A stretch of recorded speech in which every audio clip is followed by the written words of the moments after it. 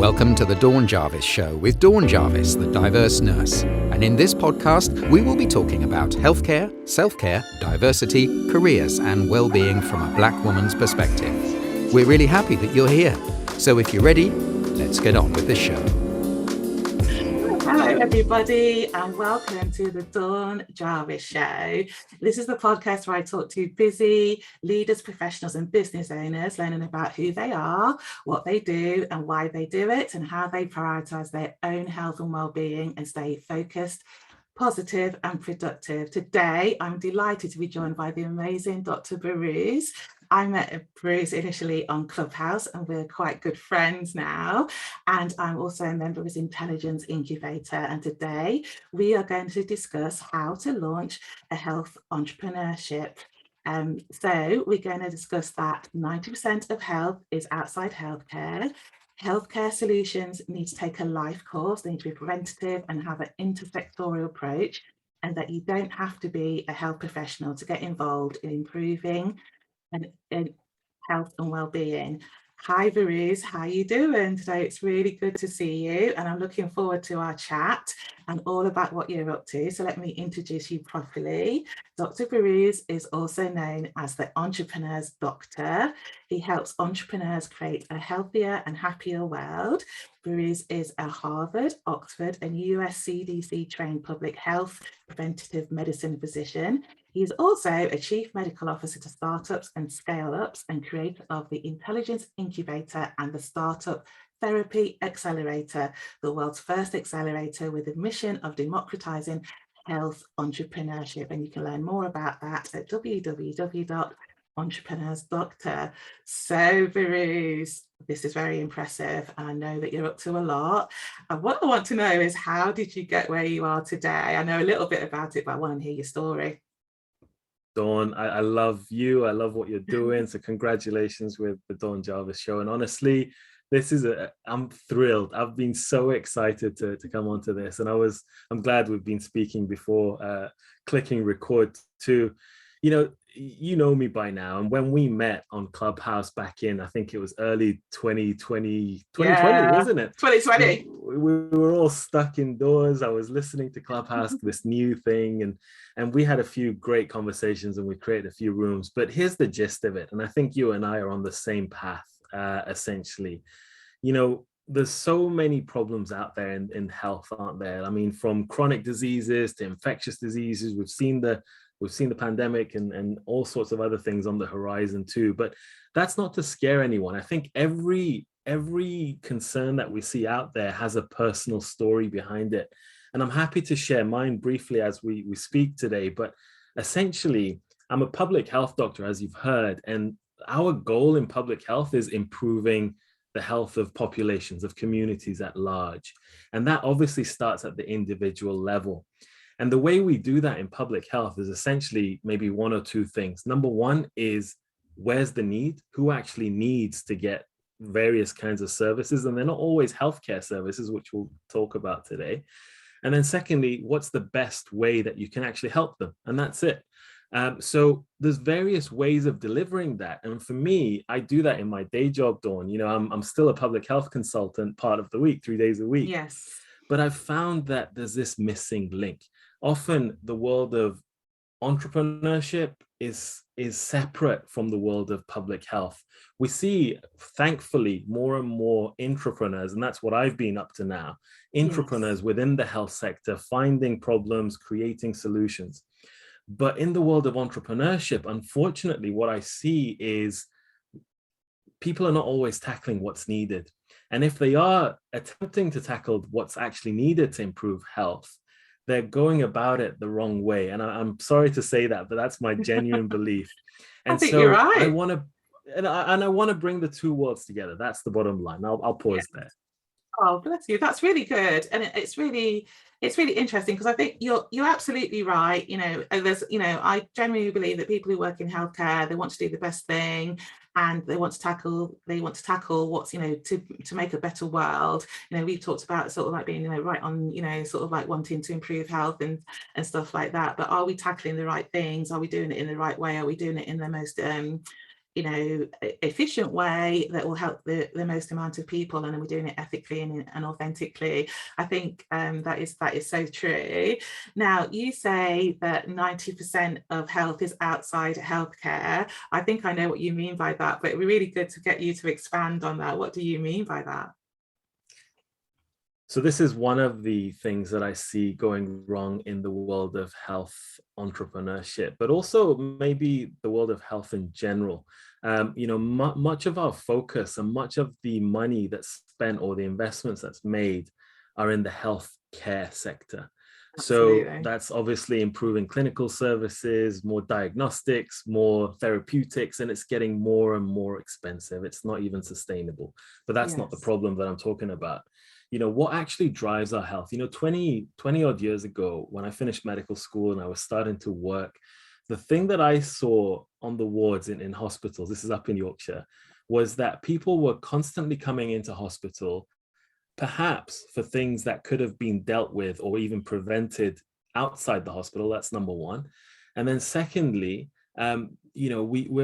we're often focusing on the wrong things, like what is actually driving those. So rather than just firefight and suppress symptoms, why don't we understand what are the drivers for health going the way it's going and actually address those? And this is, there's a nice statistic out there that shows what are the determinants of our health. And on one side, you see that about 10, maximum 20% of health is determined by having access to good healthcare, like doctors, nurses, and so on.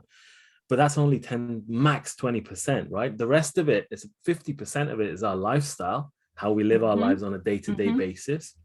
So fortunately, there are startups looking at that. However, there's still other elements there. There's the environment, the air that we breathe, the water that we drink, and not just as hazards, not just as pollutants, but also how can our environment be conducive to better health? And obviously there's another 10% or whatever, but it's genetics as well. But really it's how do we focus on not only what are the drivers, which are, as I said, outside the healthcare system, but also what are the even wider determinants of those? Like you and just for me, for example, me being able to go for a walk or finding healthy food, for example, isn't just my personal decision today. And I'm going to pause there. I think it's so true, because the wider determinants of health, it's your schooling, it's your housing, it's whether you smoke, it's around, as you said, around whether you can get healthy food, take exercise. It's about family, it's about community. And I remember when I started nursing, when God was a boy a long time ago, and we mainly worked with elderly people. And I remember one of the first things they said to us, that most elderly people don't come to hospital. They're living by themselves, living their best lives at home, and that, coming to hospital or encountering healthcare is an emergency, for their parts of their life. And that when I worked in hospitals and I did mainly my clinical stuff in hospitals, you were just touching a very small part of their life and their health, but their health is at their home, and the main thing was getting them home. But how did, what was happening when they were at home was the thing that was going to determine their health. So I think that is so true, Behrooz, as well. So you believe that, and I believe too, actually, that healthcare solutions need to take a life course. So they're from, birth till we pass, that things need to be preventative. We want to prevent things happening rather than treat them when they happen. And you think that we need to take an intersectoral approach, and by that I believe you mean that it's all different agencies. So it's local authorities, local government, it's health, it's primary care, it's all sorts of things, it's businesses, it's all sorts of things, it's our communities. So I just want you to talk a little bit more about how your perspective on that. Sure. So I think the way I'll answer that question, Dawn, is with the health entrepreneur, their perspective, that from taking it from that angle. So, and I'll be very honest with you, when I said most health is outside healthcare, the challenge is this. Number one, a lot of, as I said, funding. So although 10% of health is determined by healthcare, about 80-90% of the money that goes towards health actually goes towards healthcare. But it's not just the money. just imagine, like, you watching, listening right now, and I'm not going to talk about you, Dawn, because I don't know your health history, but with me, oftentimes it takes an emergency, a personal issue, either on our own health or a loved one, to make us pay attention. And so often the starting point of any change in our health, sadly, comes when it is in the healthcare arena. So that's okay. So it's still okay to create solutions as an entrepreneur that are within healthcare, and then bring people out to where it really matters. So here's what I'm trying to emphasize with these three things. So when I talk about preventive, I think let's start with that. It's easy. Most people understand that prevention is better than cure. So why not create your products, your solutions as entrepreneurs that actually help prevent things getting worse and leading to poor health outcomes? And just one or two kinds of ways of thinking about prevention before I go to the life course bit is, we often talk about prevention as if it's just eat an apple a day or do your daily exercise or sleep better and meditate, right? It's not always about preventing disease happening in the first place. There's other types of prevention, and you know this, Dawn. So we call that like primary prevention, avoiding disease in the first place. But the other one is creating things that help you detect a disease earlier, so like screening tools. And we see a lot of that startups are getting into. And then the third one is, okay, you're in the health sector, you know that you've got, God forbid, cancer or heart disease or whatever. How can you prevent that condition from getting worse? So there's all these three different, and there's a fourth that often people forget about. Medical error is a leading cause of problems. CDC ranked it in the top 10, right? And so this is the fourth level of prevention, which is medical harm by accident. Yes. People don't go out to do this on purpose. But so just parking that to the side, the other one is the life course. Most of us, let's say we see someone coming to buy your app, your service as a startup, or going to see a doctor. We start thinking, okay, they've got high blood pressure. Are they smoking? Are they obese? Are they not moving? And so on, all these lifestyle things. That helps. That really helps. And we shouldn't stop that. And I know that from personal experience. But it's also what happened early in life, and that your entire experience from not just your childhood and growing up, but actually what were your parents doing before they even had you, or even during pregnancy, right? So true. And then the final thing is the intersectoral one, Dawn, and I'll be quiet in a second, but you can tell I'm like really passionate about It's perfect. It's perfect. The intersectoral bit, just as I said, like 80-90% of health is outside healthcare, so too are the solutions. And so as a startup, you don't need to always be creating the next digital app or whatever that goes into the healthcare arena. You can be adding value by figuring out what is the problem, where are the determinants. It might be in education, it might be in social media, it might be elsewhere. And what's the best way to tackle that? It may be something that has got nothing to do with technology. And I'll stop there.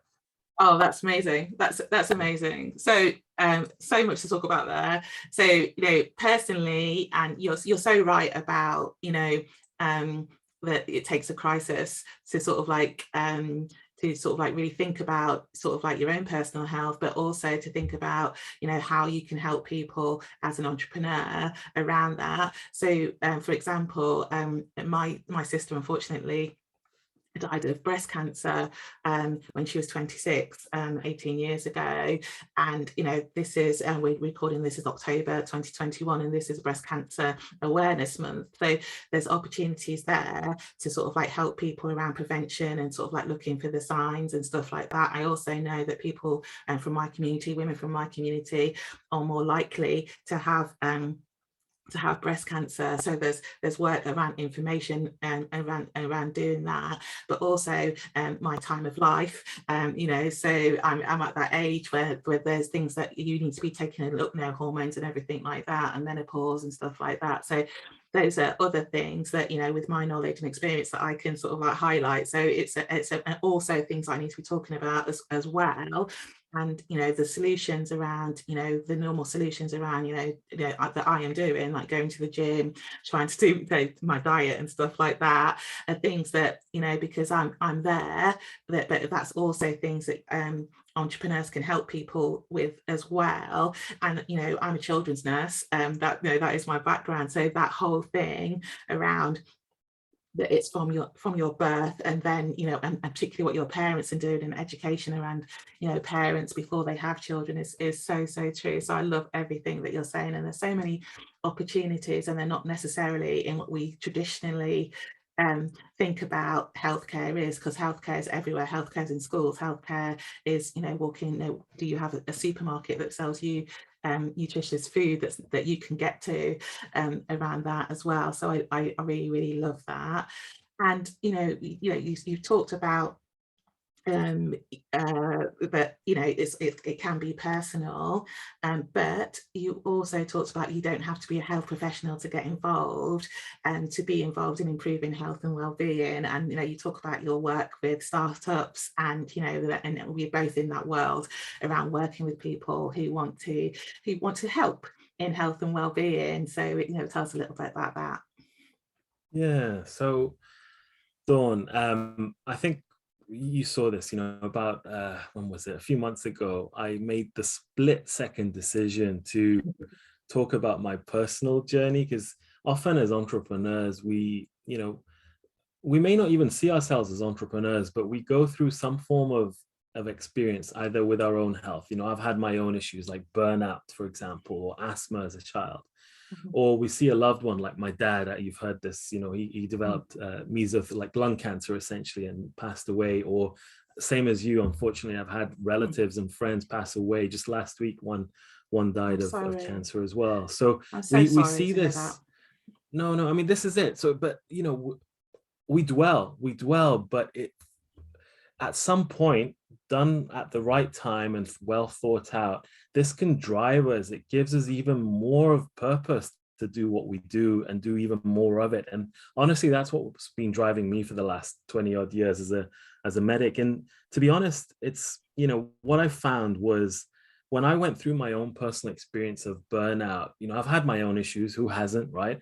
But that split-second decision about over a year ago made me realize that I need to reassess and figure out how can I now help others avoid these things, whether it's burnout or indeed any of the other conditions that I've personally seen. So I went out and doing the 90-day challenge, going live on YouTube and the podcast every single day, highlighting those stories that I've seen as myself, but also bringing on innovators, entrepreneurs, change makers who've been through their own. One had breast cancer, a few others had other kinds of conditions, and or cared for a loved one, and it all drove them to want to do something. And what I've been finding, Dawn, is most people, if that had happened to them any earlier in their life, they would have probably trained to become a nurse, a medic, a pharmacist, or whatever.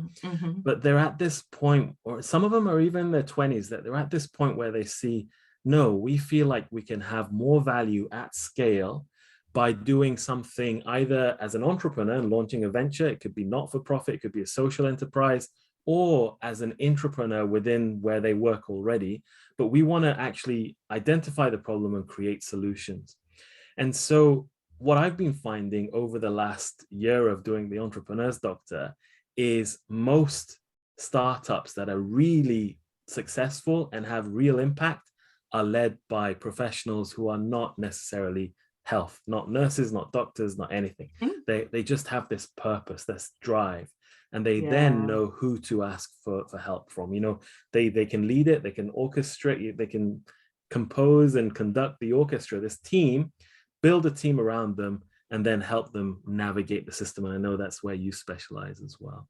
I know, and it's an absolute pleasure to work with people who have that purpose and mission, and through personal experience to want to help, and it's and we've talked about this, haven't we, Behrooz? It's like brilliant to sort of like to be able to use our expertise in our our clinical expertise and our experience of working in healthcare to sort of like help the greater good, if you know what I mean, which is that goes back to the public health model. as well. So that's wonderful, and you're doing some fantastic work there. I know you are. Behrooz, I'm going. You touched on it briefly. You talked about the sort of the challenge that you did. So I'm going to ask you, how do you stay focused and productive so you can achieve your goals?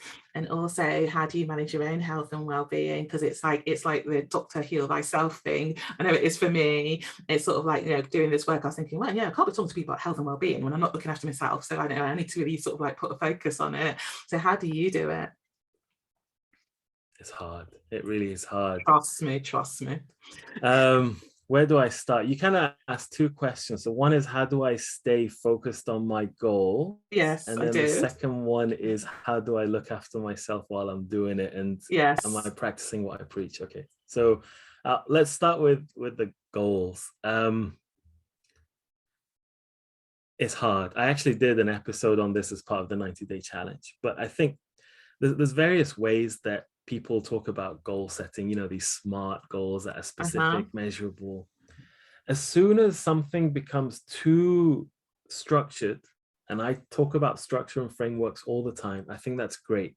But when it comes to goals, personal goals, career goals, startup goals, family goals, whatever, they don't, at least for me, they don't work if they're just this like something that's on a piece of paper. I could put it on a wall, and I know a lot of people do that. I've tried it.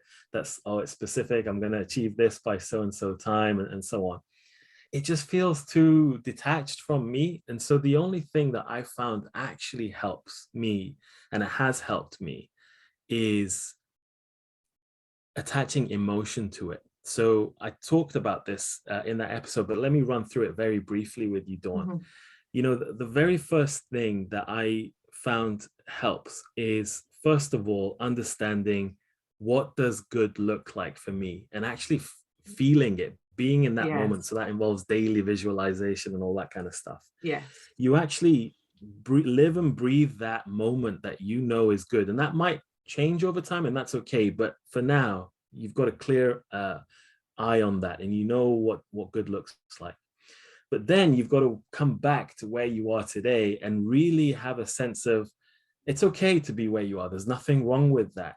But you've got to feel slightly uncomfortable staying in this moment in time. You've got to have this real desire to get to there, and kind of feel like, in a daily way, like hungry and passionate and falling in love with where you want to be.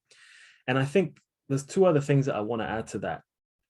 For me, at least, it might be different for other people, I'm sure. It really does depend what drives you. But for me, that future vision only works if it involves helping other people. It's not just about what can I get for myself. So if I'm serving, and if I actually, this is still public health, what I'm doing with the Entrepreneurs Doctor. If I see myself helping entrepreneurs improve the health and well-being of people around them through their ventures, then I genuinely feel that I'm practicing public health in a much better way than just bureaucracy.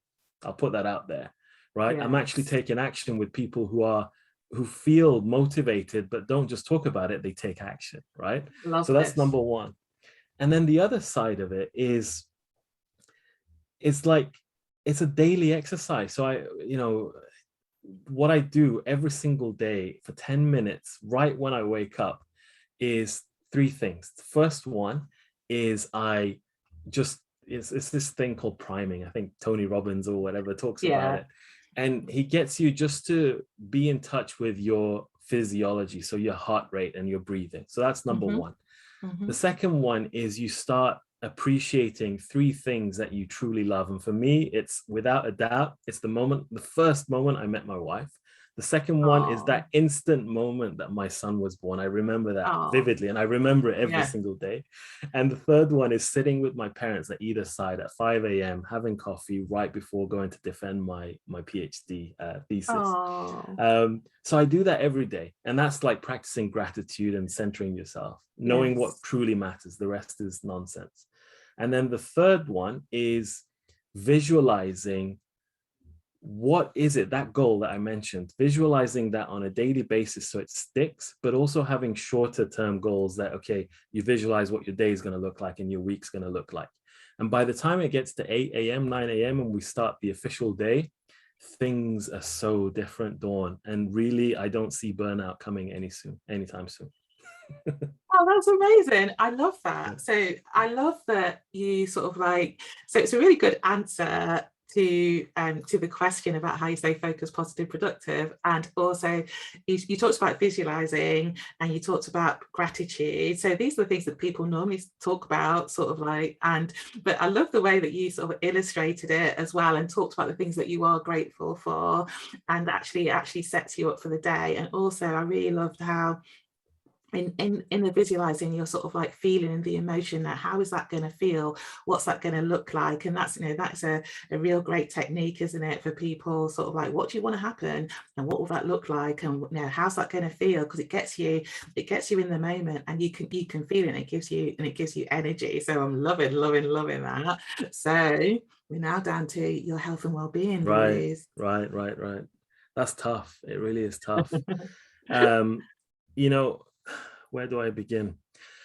Number one, I don't feel like, let's hit two birds with this one. The first one is tackling why you not, how are you practicing what you preach, right? Yeah. I don't necessarily feel like a person who's been fit and healthy all their life is necessarily the best person to give advice to people going through health challenges. Yeah. I genuinely feel, and I'm not saying that just because I'm struggling, but it might be true. I genuinely feel like to be a coach, to be a mentor, and I'm not a coach or a mentor, by the way, but to be a coach or a mentor or indeed a doctor, you've got to have the skill set, the expertise, the knowledge, but you've also have to be a good teacher and a mentor. And those skills are not defined by you having, being the symbol of perfection. If anything, most people with most doctors are not good teachers, unfortunately. And most personal trainers don't get down to the actual detail of what your struggles are if they haven't gone through it themselves. Absolutely. So what I find that's been truly helpful, and Ed Jaffa, who helped me through 90 days on that challenge that we went live every day. What I found to be my stumbling block, and it still is there, it hasn't gone away, and it's a constant struggle every day, is mindset. And without that mindset shift, nothing else will materialize. You might do it. I lost 50 kilos a few years ago, and it's just been creeping back up. And you haven't changed what's up there. So he's been helping me behind the scenes to tackle that. And it's a constant struggle, which gets to two things. And I'll end here. Number one, it goes back to, this is not an excuse. It does go back to childhood. So really emphasizing this point that both as you, as an entrepreneur, as a health professional, if you want to really tackle these problems, go early in life and tackle the time when people are forming these habits, and go a step back to help the parents to create the environment for that child to develop those healthy habits. Go to the schools. Oh man, don't get me started, Dawn.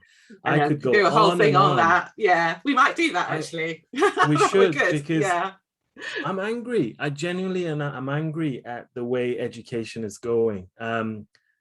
Anyway, that's for another subject. So another day. Yes. So going back to me and looking after my health, if I may, just for a few minutes, Dawn, I just want to share, when I went through burnout, it was because the reasons for me was because I was taking too much on. I'm this kind of, you can see, hopefully by knowing me, if I see a problem, I don't just want to complain about it. I want to find ways to find solutions, right? I've always wanted to be an entrepreneur, and I still am. The challenge with that is, on the day job, for a busy job, you don't have the capacity. And if the systems are not in place to develop and flourish that entrepreneurial spirit, then you break, especially if you're like me. And there's quite a few people like me out there in the health profession. Last week, Dawn, I was at a summit that was about physician suicide awareness. I did not know that. So I haven't fortunately been to that point, but it could easily get to that point for many people, and the statistics are high. So really it's touching on, what do we need to set in place? And I took a step back and figured out kind of four things that I share on this 90-day challenge, 4 things that have helped me, and I think they help anyone. the first one is if you want to imagine your health as this house that you're building, right? Yeah. It's setting the foundation. So for me, at least, the foundation is your mindset, and it's the motivations, your inner desire. And we talked about that briefly just now. The second one is the architecture of that building, and that's developed through your eating habits, the nutrition, the food, the diet, and it's the patterns over life. Sometimes supplements might help, but the core, the foundation has to be right. The next up is the engineering. So this is like the plumbing, but I call this the actual things like brain games, physical activity, social activities, things that get you moving and learning and actually moving this body that you have. And then the last one is ventilation, which is your environment. So not only avoiding hazards in your house, in your workplace, in the community that you live in that are bad for you, and there's plenty of those, but how do you replace those with good things so that you can actually have a health promoting environment?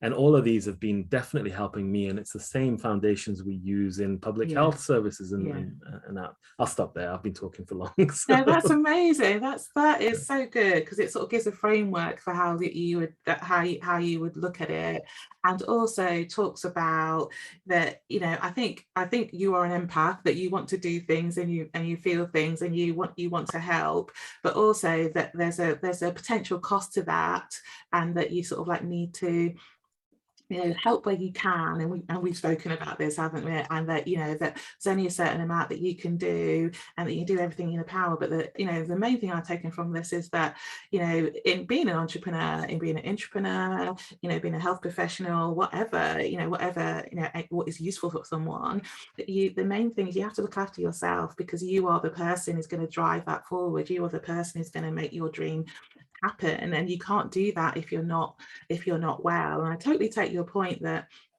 health and well-being is a challenge, and there's lots of things that have impacted on where we are today, and that you can think about that, and it's still, but it's a journey, isn't it? And it's a journey to be the best that you can be, basically, and to do the most good you can do and help as many people as you can do. So that is absolutely wonderful. So thank you for that, Behrooz.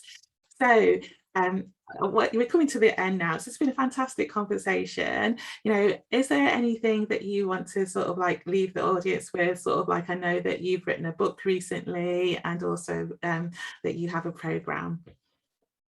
Yeah, so I guess thanks for this opportunity. Honestly, I love speaking with you, and I hope you'll come onto my podcast soon. I will do. So I think going back to this story of empowering change makers, I like to call them, because they can be health professionals, entrepreneurs, doesn't matter. But you see a problem, it's either your own problem or that of a loved one, or you might be in your work environment, you might be seeing problems that can come up with new ways of working, new technology, new solutions to help tackle that. How do you actually go about turning that into a venture that actually succeeds and is scalable? And traditional kind of business training programs take the business approach, the business framework, which works, and I'm learning those along the side for my own work as well.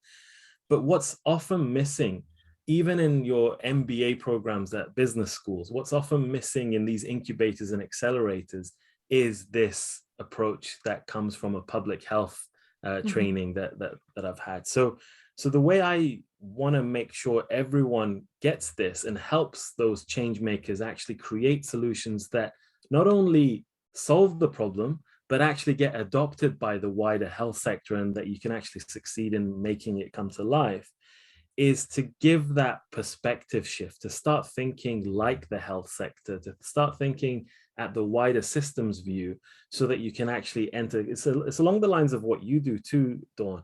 It's actually enter and navigate the system, but actually influence the right players too and speak their language. So the way I did it was, through the podcast, I bring in guests. I sometimes put my own thoughts out.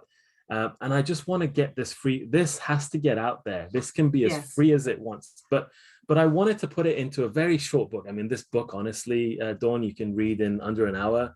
It literally is this perspective shift. That's all it is. And I really want this to be in the hands of everyone. And I initially thought of making this free. And people have told me, why don't you make this free? And the reason is I actually want this to, generate some income to go back to the drivers of what made me get into this, and perhaps others as well. So I've decided to take any sales it's on Amazon, it's on my website, and any sales will go to cancer charities to begin with. Fantastic. And then it's Macmillan, I think, the first one, and then we'll figure out where it goes next. Yes. But it's to go back to those charities that are doing worthwhile work in the topics that have driven us to get into this world of health entrepreneurship. So do check out that book. I'd love for you to get that. Brilliant. Thank you so much. And you're available, your website, if you could tell the listeners what your website is, that would be really good. Sure, no problem. I've tried to make it as simple as possible to be easily memorable, but hopefully you've got a link down below as well. I will have a link down below. I'll have a link to the podcast and to the website as well, but it's www.entrepreneursdoctor.com. Is that right? So if I got that right? It's entrepreneurs.doctor. That's all it is. Okay, brilliant. And is there one last thing before we go that you'd sort of like to leave the audience and our listeners with from your perspective around health entrepreneurship? It takes a team. It really does take a team. It's not you making change happen by yourself. We really need to, and entrepreneurship, Dawn, I think you and I have talked about this, it's a very lonely journey, especially if you're attached to the problem, especially if it's a health problem that you've gone through or a loved one's gone through. So all these emotions attached and all the wide skills that you need to make this come to life, I think needs a team approach. And I think I'd love to put this offer out there, and this one is free. This one, there's no cost to it. Essentially, I would love to invite you, anyone, to join me on this accelerator. So it's on the website /accelerator.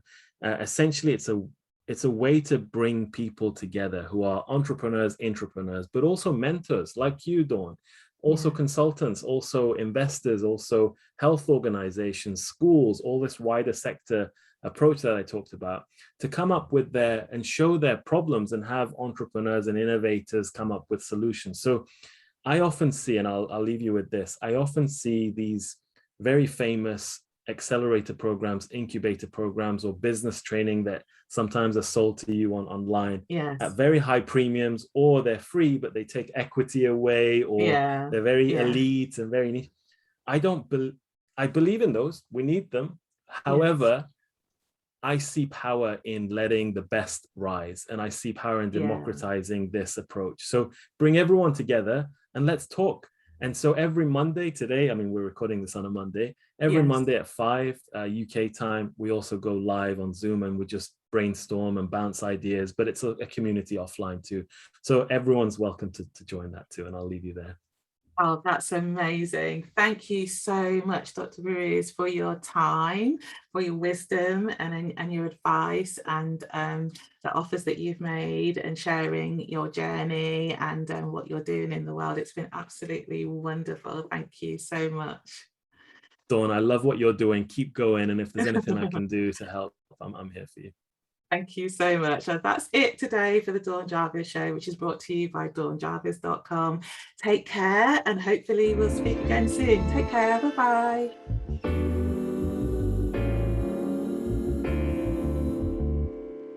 Thank you for listening to the Dawn Jarvis Show. If you enjoyed this episode, there are 2 things you can do.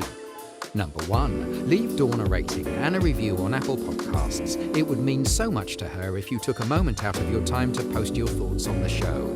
It will help Dawn reach so many more people and help them with their well-being. Number 2, subscribe to Dawn's email list, the Diverse Nurse Digest, using the link in the show notes. Until the next time, thank you and goodbye.